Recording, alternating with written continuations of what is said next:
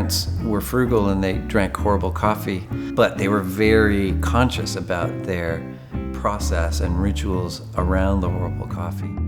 I have an appliance timer on the back of my espresso machine. It turns on about an hour before everybody wakes up. They had that on theirs too, so there are these odd threads in common about how important it is to have something like ready to go. That ritual of having a warmed up espresso machine waiting for me, making a quick cappuccino before I do basically anything else, including put on pants. That's been a feature of my life for many years. When I was first experimenting as a hobbyist, a lot of it was like how coffee flavor changed over time.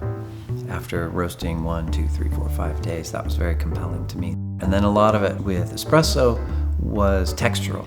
And so the way that people could extract espressos to have like these different textures, some I thought were more pleasant than others, was very fascinating to me, and that spurred me on to do experiments of my own. I used to say on the island of the blind, the one-eyed man is king. So I didn't know a ton about coffee, but we would do things very differently than other cafes at that time. There's different reasons that people go out to coffee, but one of the principal ones, in my opinion, is that just people want to be taken care of. They want what I call the primary experience, and that's having a really delicious coffee made by a very hospitable coffee professional, and that's why our stores tend to be more empty than other stores, is because we don't want anything to get in the way of that primary experience. About a year ago I moved, and for many years I had an old one group 110 San Marco lever from the 70s or 80s. So moving, new kitchen, I didn't want to run plumbing. It's the natural choice for me to get something that was much like making coffee in the lab was the Mini.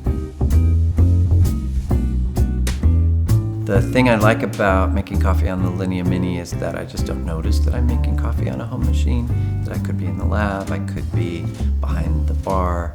It just feels like I'm making coffee behind any Marzocco. I brew the 17-foot ceiling, which I came up with long ago for a Mint Plaza. It's pretty classic, it's caramelly, pretty thick. As long as I'm measuring reasonably well and the coffee is within a reasonable time off roast, then I'll be all right. I won't get anything that, makes me furious.